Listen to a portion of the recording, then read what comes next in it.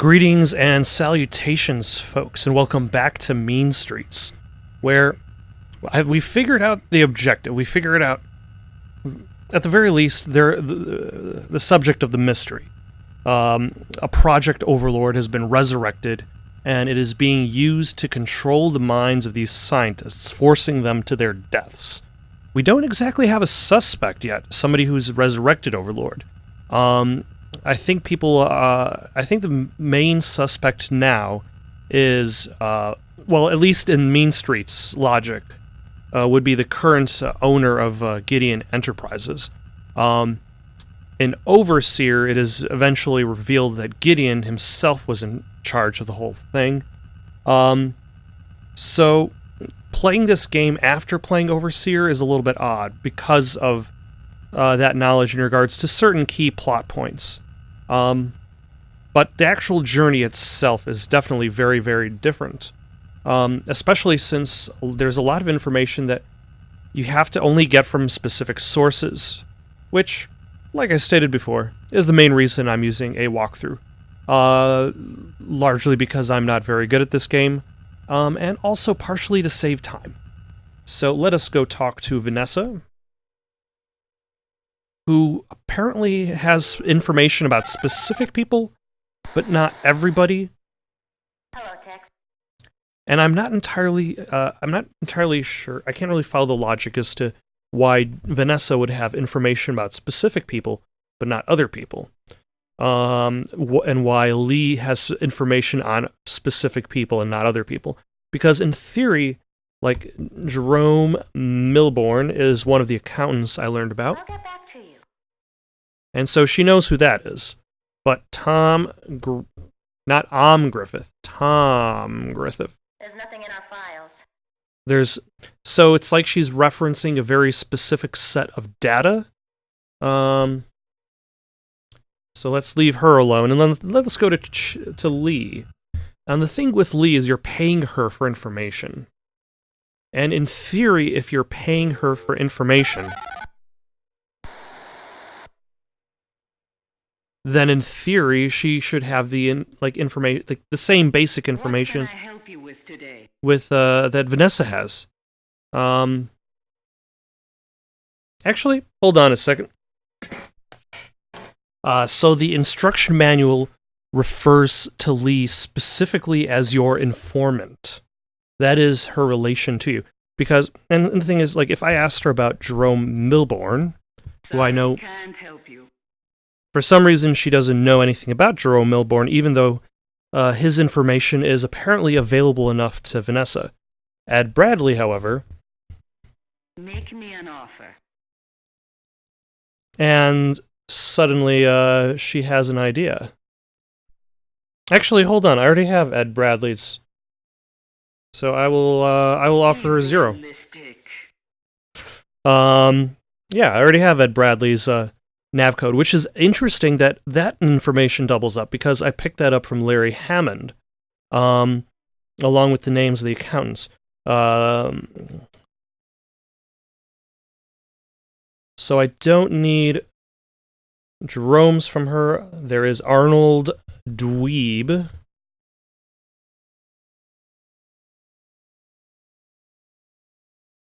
Oh, hello. You have a fax. Jerome Milbourne. It lives in San Francisco at nav code 4623. Alright. Let us try to ask about Arnold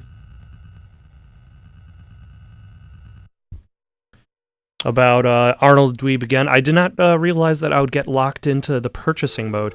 Like the previous conversation, I just kept getting booted out of the bribe screen when I attempted to bribe somebody and didn't know the value that I was actually supposed to offer. So I will ask her about Arnold Dweeb. Make me an offer. I will offer you $500. Look for my fax. And then I'll also ask for Tom Griffith. Make me an offer. And let's see. I'm going to offer something less than what's on the guide. Realistic.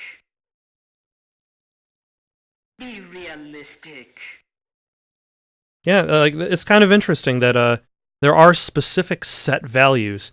I think the game is almost expecting you to try to consider, like, well, maybe if I offer her more money, I'll get it on the first try. But the fact that you can just keep making offers over and over again, like, then you can eventually hit that number, that minimum number that is required in order to make said payment. Which definitely makes it a lot easier by the time you get to games like the Pandora Directive, where you have the ability to bribe your landlord to get evidence, and it actually lists you the number of the bribe. It does not go higher, it does not go lower, plus the game limits how much cash you have anyway, or your methods of acquiring cash. So it's a little bit more of a meaningful decision. But for now, let's go over to Tom Griffith, located in... I gotta raise my altitude because I cannot do anything on ground level. Located at 4590. Oh, hello. Let's see. Arnold Dweeb has agreed to meet you at the Oakland Coliseum near the 50-yard line. Use nav code 4610. Okay. And the second fax, because I did have to bungle around and call her back, Tom Griffith has a home in San Francisco at nav code 4590.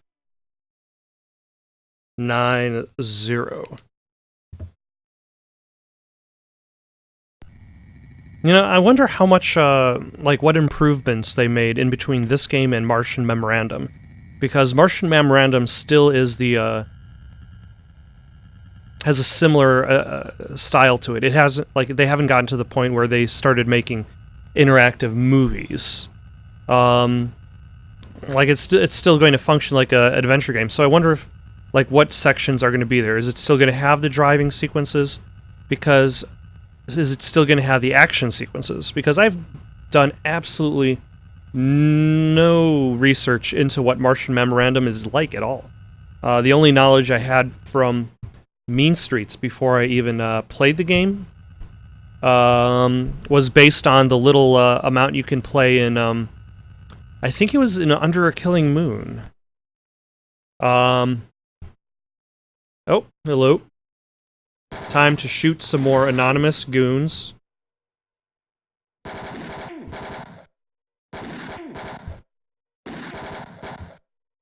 Who very easily replace each other. Oh, that one I didn't even have to kill.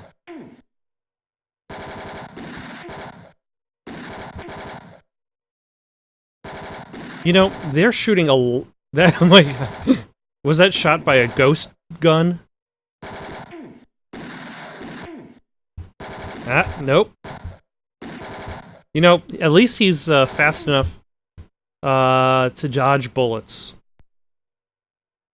It could be worse. It's getting tough to go anywhere without someone trying to kill me. I locate the house of Tom Griffith, the VP and General Manager of MTC.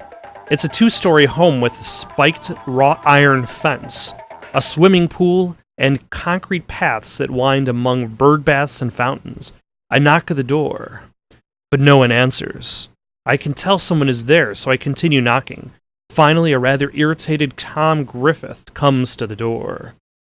By the way, I just had a realization. So in Under a Killing Moon, you can explore Tex's apartment. And Tex begins the game with a gun. It's just kind of sitting on a cabinet at a shelf. And you can click on it, and he's like, oh yeah, it's my gun. And he picks it up, and he's like, yeah, poses with it a bunch of times. and then trips and drops the gun out the window, and then some kid grabs the gun and leaves. Which, on one hand, it makes Tex an incredibly irresponsible gun owner. On the other hand, I think it feels almost as if it's almost like a callback to Mean Streets, because like you look at Mean Streets and he's got a gun, he's running around shooting guys everywhere, and now you've got Under a Killing Moon, in which you start off with a gun and it's like, nope, this is not that kind of game. This is not that kind of adventure. So, I'm supposed to ask him about specific things, but I'll ask him about Carl Linsky if he knows anything about it. But he doesn't, because he's actually an offshoot. So let's ask him about Overlord. How did you find out about Overlord? I guess it doesn't matter, because it's almost operational. Through microchips and satellite monitoring stations, we can watch anyone, anywhere in the world. Overlord will greatly enhance government security, and everyone will benefit through this new control device, except those who are deemed a threat. Okay, he actually kind of sounds like a villain there. Let's talk about Larry Hammond. Let's select a question first, and then talk about Larry Hammond. That ill-tempered freak. He gets to think twice before he speaks. That way he can say something even nastier. Anything he says about us is a lie. The only reason we hired that manster is because of his vast computer knowledge. Tell me about Frank. Is Tom Griffith the head of MTC? I'm VP of the MTC Corporation, but some big changes are in my future. Ugh, that is one creepy grin he's got. Let's ask him about Tex Murphy. I love talking to exciting people. Too bad you don't qualify. Okay. Let's ask him about Frank Shimming. I don't remember who Frank Shimming was. I've got his name written down, though, so I guess he was important at some point in time. He's the president of... Oh yeah, he's the president of Gideon in MTC. It's like... I've got too many documents, not enough details. Of Gideon and MTC, he could care less about MTC, and that's fine with me. We get along fine without him. And let's ask him about Robert Knott. Also, why is this guy living in a place that's surrounded by goons that need to be shot? He's head of Law and Order Party and is our business partner on joint venture project. Very soon he could become one of the most powerful men in the world. Let's ask him about Sandra Larson. She's pretty sharp, runs things in an efficient manner, but I don't think she's a real company person. Okay. I didn't even know she worked for them. Alright. Let's head over to Jerome Milbourne. Alright, let's check in on Jerome Milbourne. I stand on the sidewalk in front of the Terrace condominium complex and look up at the 40-story structure. Jerome Milbourne's condo is on the 27th floor. After a quick ride up to the elevator, I find myself knocking on his door. I try for a few minutes, but no one answers. Finally, a neighbor next door walks out into the hallway and tells me that Milbourne left several days ago on vacation and won't be back for several weeks. I thank the guy and return to my speeder. That is very, very nice of him to just show up and tell me that information. Just because I was knocking on his neighbor's door. That is a very kind and considerate neighbor. But, let's see, so he's not there. Let's go talk to Ed Bradley, is next on the list. Alright, now let's talk to Ed Bradley. Hopefully he is home and not on vacation. I find Ed Bradley's home and knock on the door. I wonder to myself if this could be the same Ed Bradley who used to be on TV when I was little, but then realized he'd be dead by now. Bradley is a meek little bespectacled man, about 45. I ask him about Gideon and MTC Corporation. He replies that he has nothing to do with the accounting between the two companies. If I want information on that, I must talk to Arnold Dweeb. I thank him for the tip and leave. So I guess he was hired as an accountant, paid as an accountant, but he didn't do the job. Alright, let's go to Arnold Dweeb. Okay, so I guess the Coliseum is a football field, which is a much fancier name to call a football field than anything else. I'm near the 50-yard line at the Oakland Coliseum. I'm supposed to meet Arnold Dweeb, the accountant for MTC Corp. A strong, cold wind rips off the bay. It made my trench coat clumsy, flapping around my legs. I wouldn't even wear the damn thing if it weren't to avoid the effects of latent radiation. Arnold Dweeb suddenly appears as if from nowhere. He looks like an A number 1 weenie. He's the type of accountant my parents warned me about. He just looks like a regular guy with glasses. Alright, let's ask about the MTC Corporation. My time's valuable, I don't give anything for free. And also, according to the...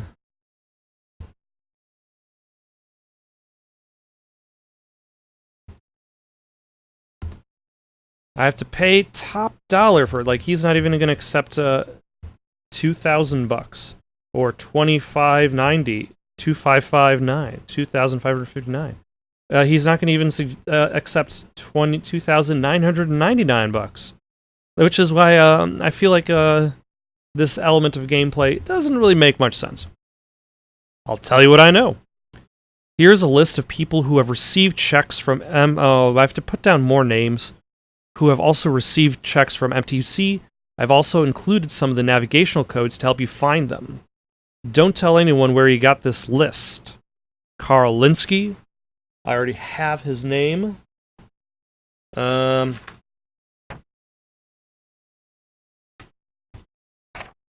my pen. I will use the back of this sheet of paper because I'm running out of space. Ron Morgan. Jorge Valdez. Oh, and he is nav code 4931. Brenda Perry. Nav code 4577. Greg Call. Cal Davis, already know. Big Jim Slade. That's a name. He sounds like the expected mobster type. Tom Griffith. I already have the nav code for John Klaus. Did I write John Klaus at some point in time? Yes, I did. Bosworth Clark. That sounds like a typical name for like a butler. Like, as if Jeeves is not available, go for Bosworth. Sandra Larson, who I already have her nav code. Della Lang.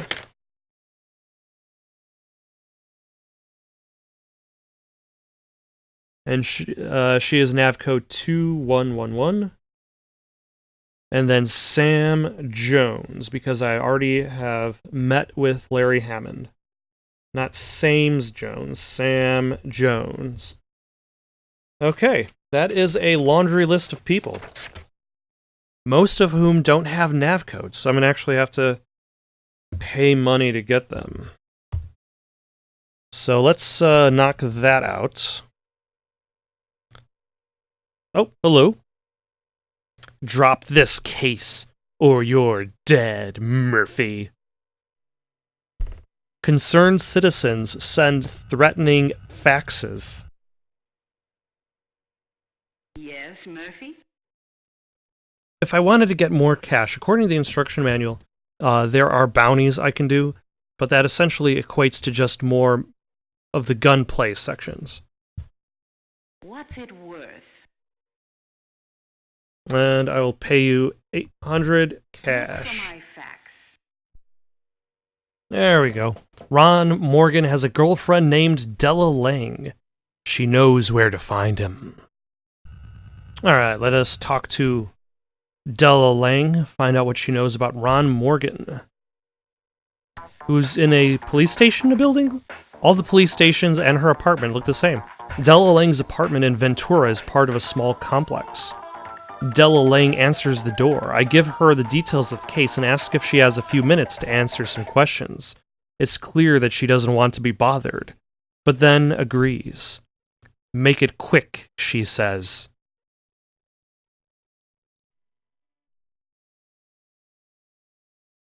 She's got places to be. She didn't have time to pencil me into her schedule, but she has the pencil on hand, so let's ask about MTC Corporation. MTC is Gideon's Management Training Center. To tell you the truth, I haven't gotten far with them. Tom Griffith doesn't like me looking into their affairs much. And now she's got the sideways eye glances. And let us know a little bit about Ron Morgan. Ron and I... Oh, that's a big smile. Ron and I go out on occasion. If you're looking for him, he has a cabin near Yosemite. So that is nav code 1998.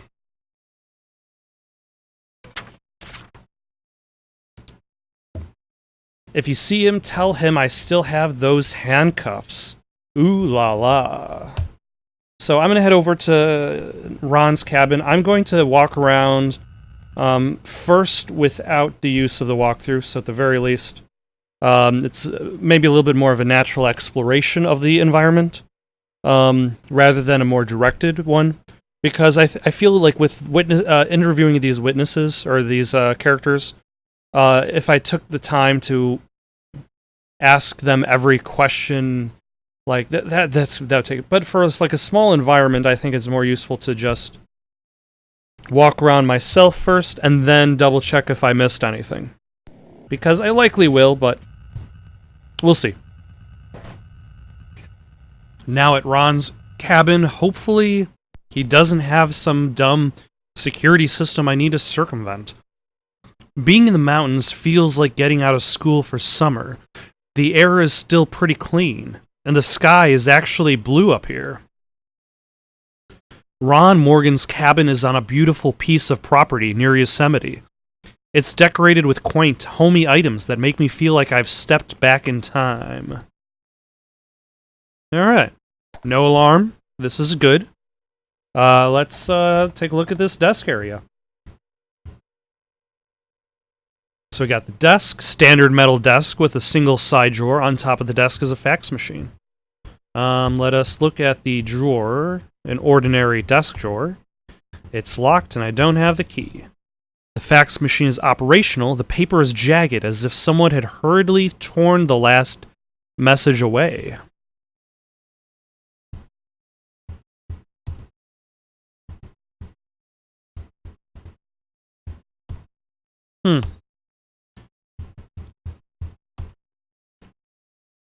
For a major appliance, its flavor is about average. Okay. Let's look at the chair. A small secretarial chair with wheels. The bookcase. Carefully examining the bookcase reveals nothing out of the ordinary. By the way, I also need to remember to start moving things. A plain trash can sits on the floor next to the desk. The wadded up paper is a fax message which reads, "Dear Ronnie, last night was incredible. You're incredible, but I need my nylons back. Yours always, Della." I will get that because it is evidence. Alright, so there's nothing going on at the desk. So let's head over to this table. Very slowly. It's a square-shaped breakfast table. You scan the open page and find an article on the death of Professor Carl Linsky. Damn it. I did not mean to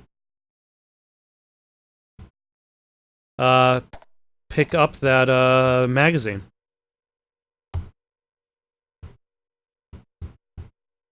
The food looks unappetizing. Alright. I'll have to check the magazine when I get back into the speeder. See if it's actually important. It's an 8-foot couch with a cushion out of place. We got Cheetos. It looks like cheese that went crunch. We've got her nylons. Some woman's nylons. The initials on the toe are DL.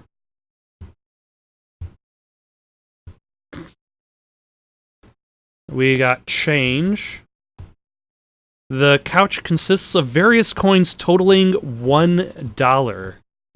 Big money. Big prizes. I love it. It's a small steel handcuff key.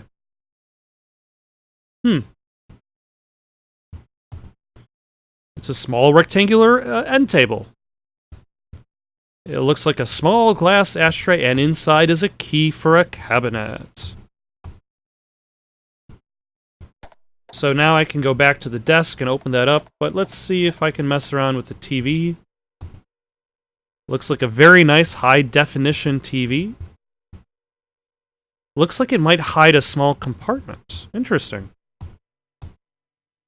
And inside that is a key. Looks like a key to a small lockbox. Okay. A normal wall switch used to used to operate the ceiling fan. Wow.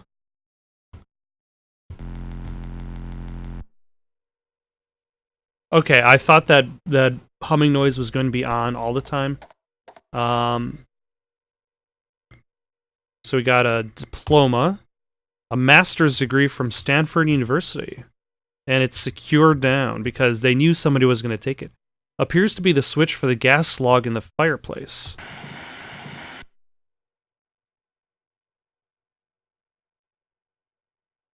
Hold on.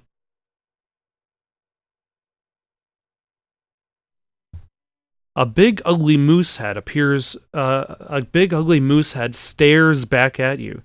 There appears to be a latch under his chin.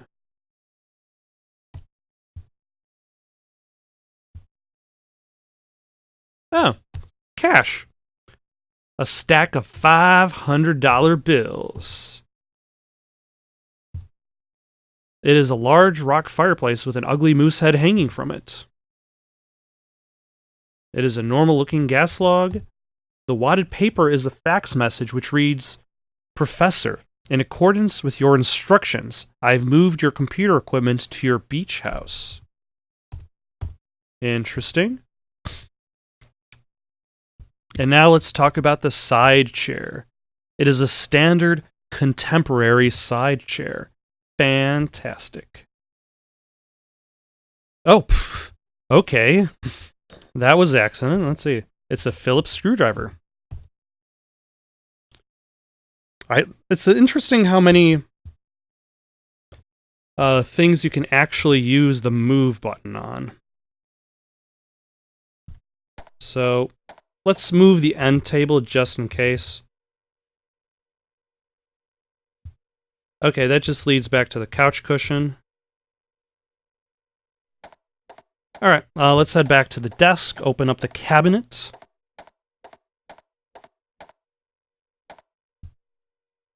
Ooh, rug? The small 4x8 oriental rug is quite worn, appears to have been moved slightly. Alright. The floorboard is obviously very loose. Wow. That is very inconsiderate of Tex to be slut-shaming that floorboard.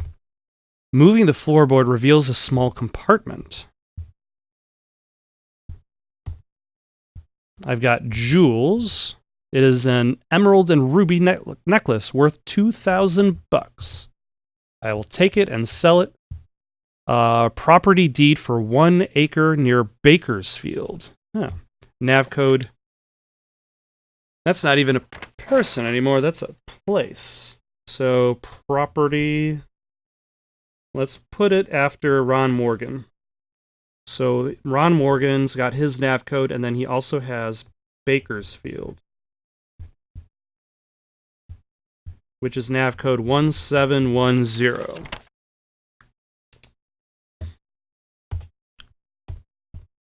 And the ammunition, there's 50 rounds. That will help me murder several people in order to better facilitate this case. No, I don't need to look at the rug anymore. So let's look at the desk. Open the drawer. A picture of an attractive woman in lingerie. You frantically search for more, but find none. Ugh. A payment book for a beach house located near San Diego. They did move the equipment to a beach house. So we've got Bakersfield, and we've also got... damn it. And we've also got beach house, which is 6470.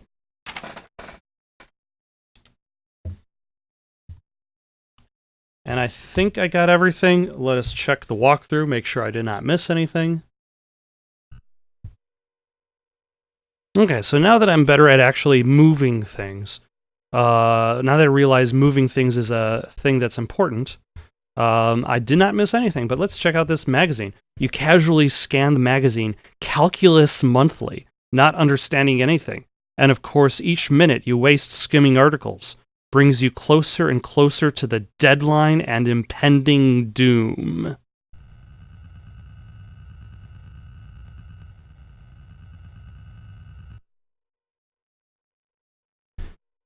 The piece of property is in the middle of nowhere. There are no structures or buildings, and it's covered with sagebrush and weeds. I walk around the property but don't find anything noteworthy, so I leave. Alright, so Bakersfield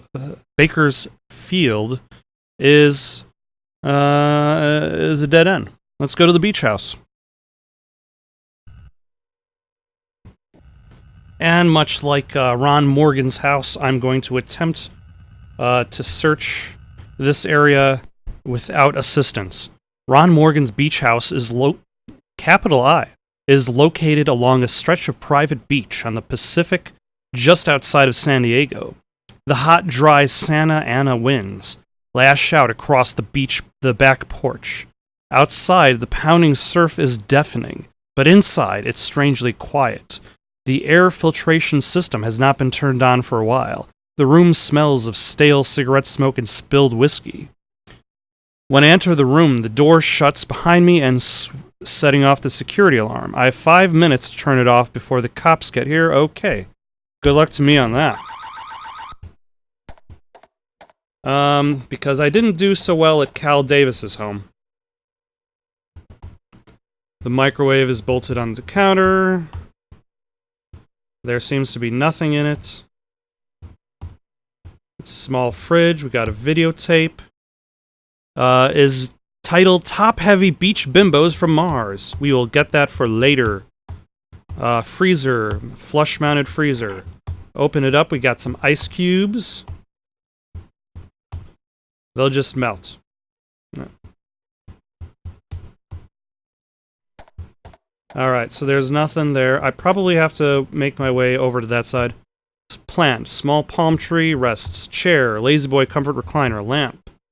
Tall and sleek.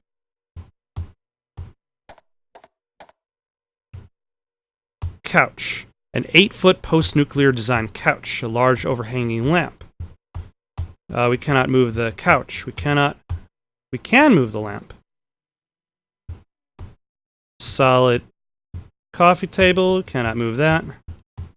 Control unit with 3 switches is built.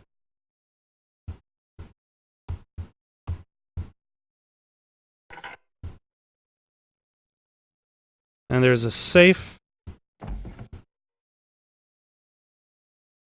Ah, yay, I did it. I'm the best. Oh, that just turns on the lamp.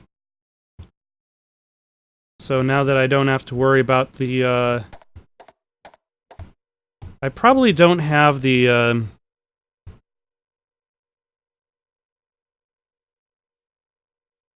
Interesting. You have to access the safe through the console. It's locked, and I don't have the key. Okay. So let's move on. Now that I have all the time in the world, I'm somewhat impressed I actually figured that out. But I guess it was a bit easier this time.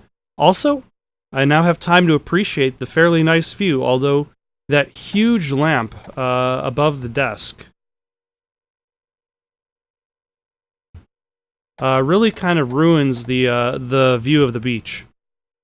Large fish tank with small fish darting about nervously, none of whom are dead.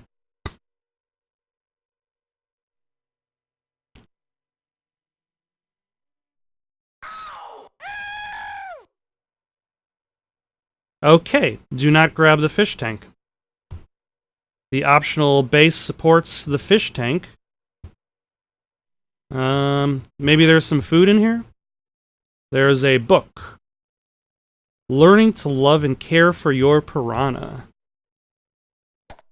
Huh.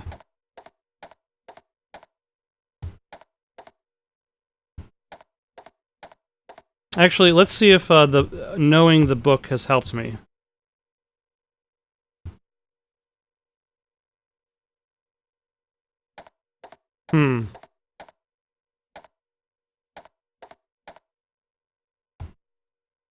So we got the computer, won't operate without a password.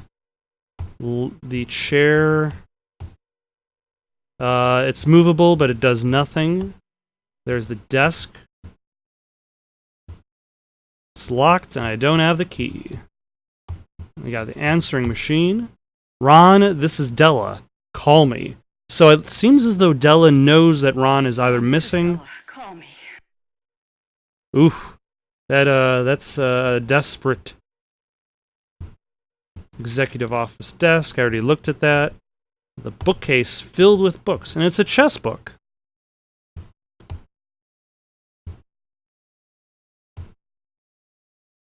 A tall, sleek lamp. Fish food. An economy-sized can of Aqua Life piranha food in bite-sized, meaty chunks is next to the plant. All right. So now let's go very slowly over here. Huh. You dump the piranha food in the tank and they feed ravenously. When they are finished, you are able to reach into the tank and get the card. Fantastic.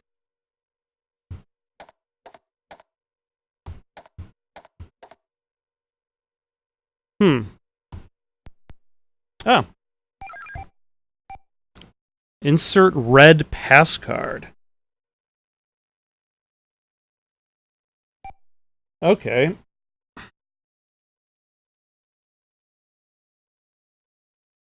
Well, I know the pass card for red is not king, pawn, or bishop.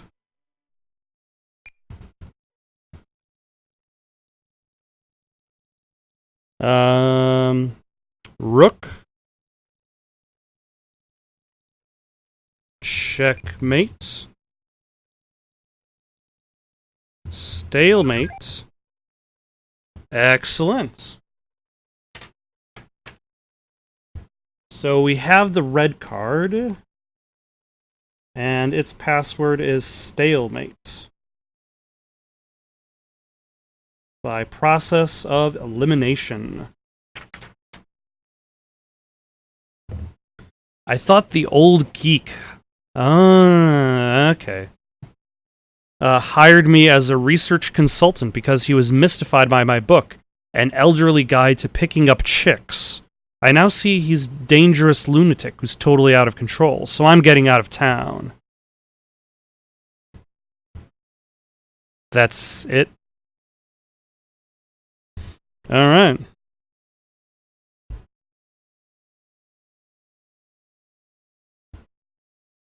I was expecting more.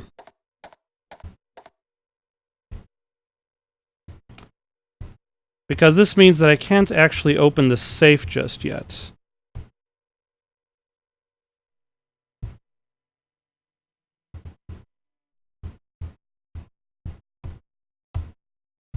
All right, let's see if we missed anything. Okay, so what I missed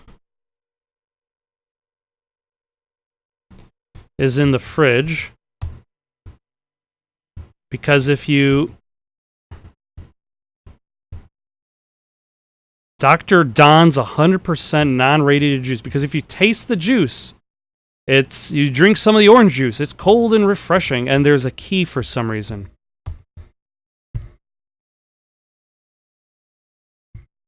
And then you can take that key to open the safe on the table, which is a bit of an odd way to...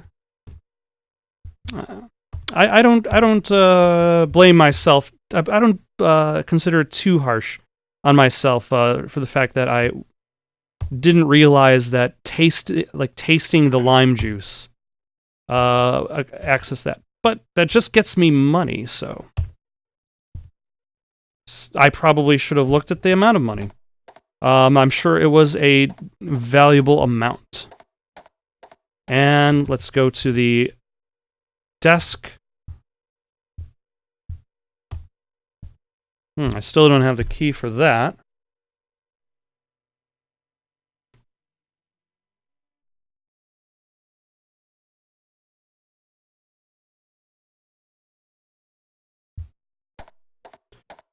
And once again, it seems as though I keep forgetting to move things. Because people are just hiding stuff underneath everything these days. They're hiding keys underneath aquariums, which would probably be really heavy to move. They're hiding keys inside their lime juice. And a watch, which I can sell for money. Rolex Submariner watch with gold and silver band. Street value, $4,500. Okay, so now that I actually have money again from my pursuits, let us talk to Lee, get some information about these other names that I picked up before, after enhancing. What can I help you with today? Let's find out about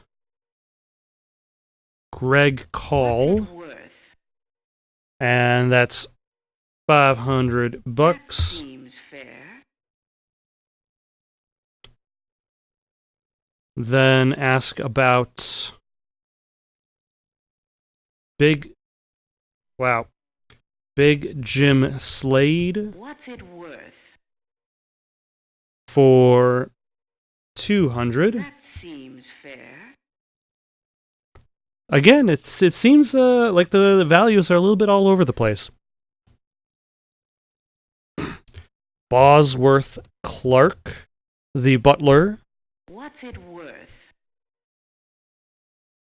for $800. That seems fair. And then cap that off with Sam Jones What's it worth? for $500. That seems fair. Talk to Steve Clements about Greg Call. He can give you some important facts you might need. Okay, so I probably should...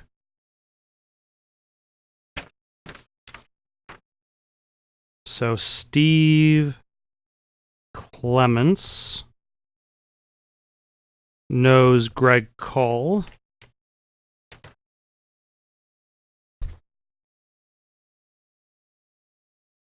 I don't know where to find Slade, but police detective Steve Clements might be able to help you. All right.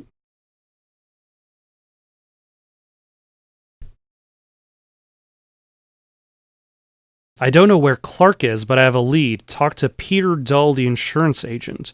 He wrote an insurance policy for Bosworth Clark, and he may be able to help you locate him. So Peter Dull is back in the picture.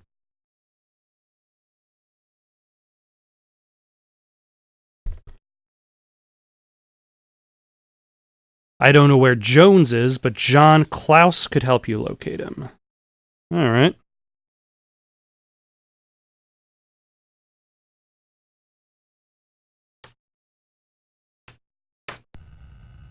It's impressive that she can find out who knows each other, even if she can't find the person she's looking for.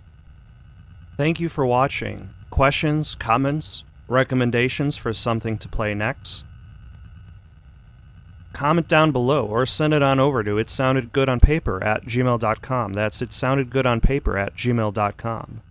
So long for now.